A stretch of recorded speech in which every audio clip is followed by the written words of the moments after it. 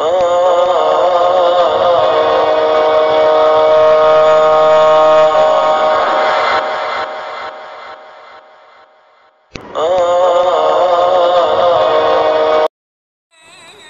ونصلي على رسوله الكريم اما بعد اعوذ بالله من الشيطان الرجيم بسم الله الرحمن الرحيم ان الذين يؤذون الله ورسوله لعنهم الله في الدنيا والآخرة وأعد لهم عذاب مهینا۔ میرے واجب الاحترام سننے والوں دیکھنے والوں السلام علیکم ورحمۃ اللہ وبرکاتہ۔ آج آپ حضرات کے سامنے بہت ہی اہم موضوع اور بہت ہی اہم ٹاپک لے کر حاضر ہو چکا ہوں۔ وہ موضوع اور عنوان یہ ہے کہ آج سے تقریباً 2-3 دن قبل میڈیا پر ایک ویڈیو وائرل ہو چکی ہے جو ڈاکٹر فوزیہ احمدزئی ملعونہ کے نام سے ہے۔ اس میں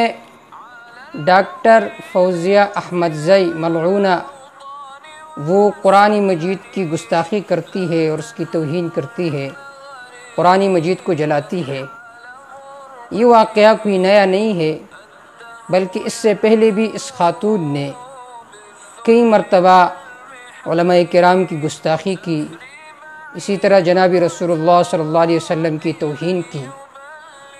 اس نعرے کے آڑ میں کہ انسانوں کو حقوق دینا چاہیے۔ حقوق انسانیت کا نعرہ لگا کر کبھی وہ مسلمانوں کے مذہب کے ساتھ کھیلتے ہیں، کبھی آپ صلی اللہ علیہ وسلم کی توہین کرتے ہیں، کبھی قرآن مجید کی توہین کرتے ہیں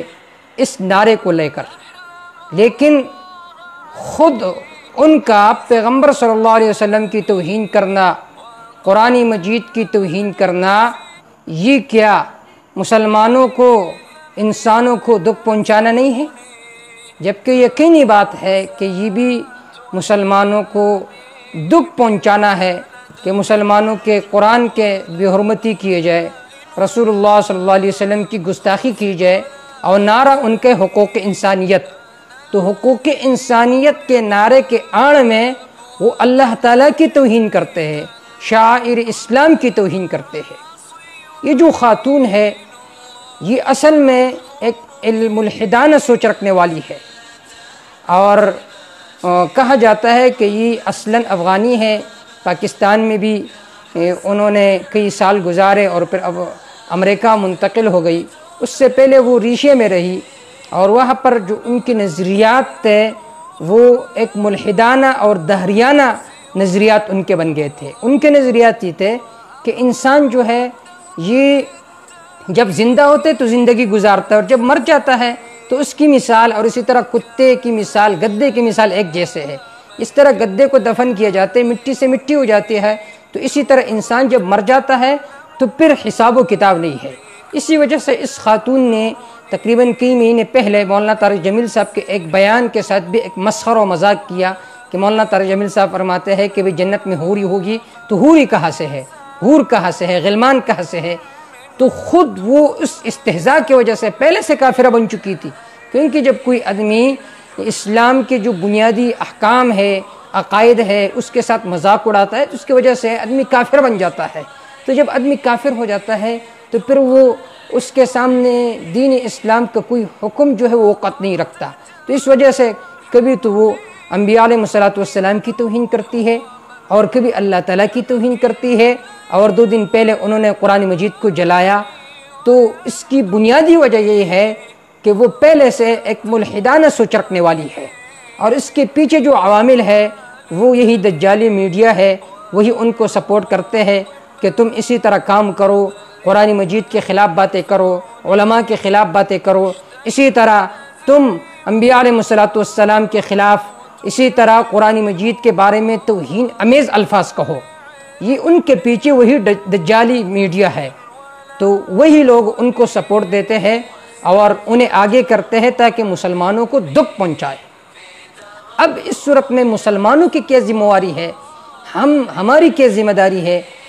سب سے پہلے یہ بات ذہن میں رکھ کے کہ جس نے بھی قرآن مجید کی توہین کی تو اللہ نے انہیں دنیا میں بھی ذلیل کیا اور آخرت میں بھی ذلت ان کے مقدر ہوگی، کیونکہ قرآن مجید میں اللہ رب العزت کے ارشاد ہے ان الذین یؤذون اللہ ورسولہ، جو لوگ اللہ کو اس کے رسول کو تکلیف پہنچاتے ہیں، لعنہم اللہ فی الدنیا والآخرہ، دنیا میں بھی اللہ تعالیٰ کو ان پر پٹکار ہے اور آخرت میں بھی، وأعد لهم عذابا مہینا، اللہ نے ان کے لیے ایسا عذاب تیار کر رکھا ہے جو ان کو ذلیل کرے گی، جو ان کو رسوا کرے گی۔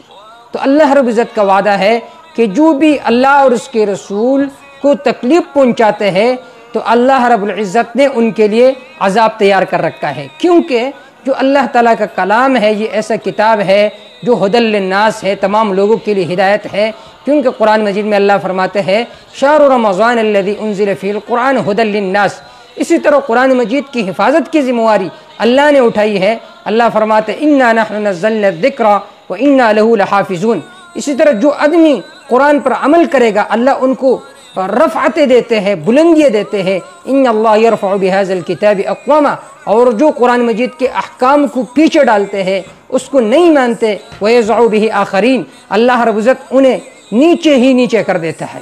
تو جو بھی قرآن مجید پر عمل کرے گا تو ان کو رفعتیں ملے گی، جو قرآن مجید کے خلاف باتیں کرے گی تو ان کو ذلت ہی ملے گی دنیا میں بھی اور آخرت میں بھی۔ اور یہ یاد رکھے چاہے جو بھی ہو، چاہے یہ خاتون ہو یا کوئی اور ہو، لیکن جس نے بھی قرآن مجید کے خلاف زبان کھولا، پیغمبر صلی اللہ علیہ وسلم کی توہین کی، دنیا میں بھی اللہ رب العزت کو ان پر پٹکار ہے اور آخرت میں بھی ان پر پٹکار ہوگی، دنیا میں بھی ان کے لیے انشاءاللہ سزائے ان کے مقدر ہوگی اور آخرت میں بھی۔ حضرت انس رضی اللہ تعالیٰ عنہ فرماتے ہیں، امام بخاری رحمہ اللہ نے کتاب المناقب میں یہ واقعہ نقل کیا ہے کہ ایک عیسائی نے آپ صلی اللہ علیہ وسلم کے دربار میں آ کر اس نے ایمان لایا، سورۃ البقرہ اور سورۃ آل عمران کو یاد کیا اور آپ صلی اللہ علیہ وسلم کا کاتب بن گیا۔ کئی دن بعد وہ مرتد ہوا، مرتد ہونے کے بعد انہوں نے آپ صلی اللہ علیہ وسلم کی گستاخی کی، کہنے لگا کہ آپ صلی اللہ علیہ وسلم تو کچھ نہیں جانتے، میں ان کے لیے کچھ لکھتا تھا اور وہ لوگوں کے سامنے سناتے تھے۔ امام بخاری رحمہ اللہ نے لکھا ہے کہ جب یہ عیسائی مرتد مر گیا، لوگوں نے ان کے لیے قبر کھودا، جب ان کو قبر کے اندر ڈالا گیا، جب صبح لوگوں نے دیکھا تو اس کی لاش زمین کے اوپر پڑی ہے، تو عیسائیوں نے سوچا کہ یہ تو مسلمانوں سے اسلام قبول کرنے کے بعد مرتد ہو گیا، شاید مسلمانوں نے یہ کام کیا ہو، تو انہوں نے ذرا گہرا گڑھا کھود کر اس کو دفن کیا۔ جب دوسرے دن دیکھا پھر وہ اس کی لاش زمین کے اوپر پڑی تھی، جب تیسرے دن پھر ان کے سوچ یہی ہوا کہ شاید یہ مسلمانوں نے اس طرح کیا ہو، تو پھر انہوں نے بہت گہرا گڑھا ان کے لیے کھودا، جب تیسرے دن آئے تو دیکھا تو پھر بھی اس کی لاش وہ زمین پر پڑی تھی، تو ان کو یقین آ گیا کہ مسلمانوں کا چال نہیں ہے، بلکہ اس کی بنیادی وجہ یہ ہے کہ انہوں نے آپ صلی اللہ علیہ وسلم کے خلاف باتیں کی، توہین کی، قرآن کے خلاف باتیں کی، توہین کی، تو اللہ نے ان کو قبر بھی نصیب نہیں فرمایا۔ تو میں اس ویڈیو پیغام کے ذریعے سے جو بھی میرا یہ پیغام سنتے ہیں، میں یہ پیغام دیتا ہوں سب امت مسلمہ کو کہ جو بھی قرآن مجید کی توہین کرتے ہیں یا جناب رسول اللہ صلی اللہ علیہ وسلم کی توہین کرتے ہیں تو دنیا میں بھی انشاءاللہ ان کو سزا ملے گی اور آخرت میں بھی ان کو سزائیں ملے گی۔ اور دوسرا پیغام میرا امت مسلمہ کے نام یہ ہے کہ خدا را قرآن مجید کو لازم پکڑیے، قرآن مجید پر ایمان تو ہے الحمدللہ ہم سب کا، تاکہ ایمان کے ساتھ عمل بھی ہو، اور عمل کے ساتھ ساتھ یہ ہو کہ عمل تبھی حاصل ہوگا کہ جب ہم قرآن کو سیکھیں۔ آج ہم نے قرآن مجید کو پس پش ڈال رکھا ہے، اور قرآن مجید کو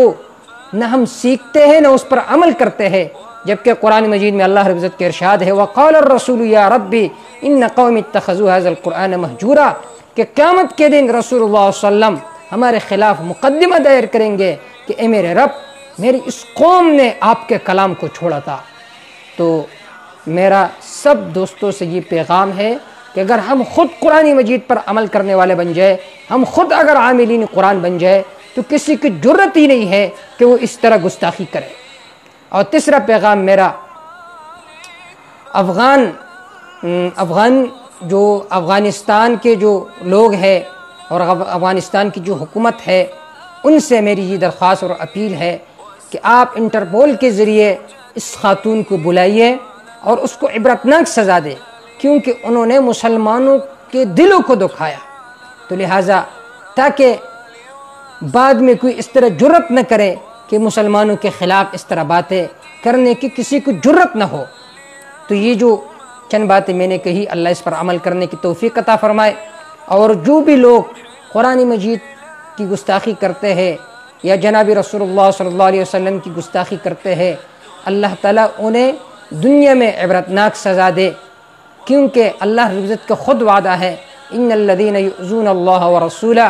جو اللہ کو اور اس کے رسول کو تکلیف پہنچاتے ہیں، لعنہم اللہ فی الدنیا والآخرہ، اللہ تعالیٰ نے ان پر دنیا میں بھی لعنت کی اور آخرت میں بھی، وأعد لهم عذابا مہینا، اور اللہ رب العزت نے ان کے لیے عذاب مہین تیار کر رکھا ہے، ایسا عذاب جو ان کو ذلیل کرے گی۔ تو اللہ تعالیٰ ان لوگوں کو جو قرآن مجید کی توہین کرتے ہیں، جنہوں نے مسلمانوں کے دلوں کو دکھایا، اللہ ان کو عبرتناک سزا دے۔ جو کچھ کہا اور سنا اس پر اللہ تعالیٰ عمل کرنے کی توفیق عطا فرمائے۔ وآخر دعوانا ان الحمدللہ۔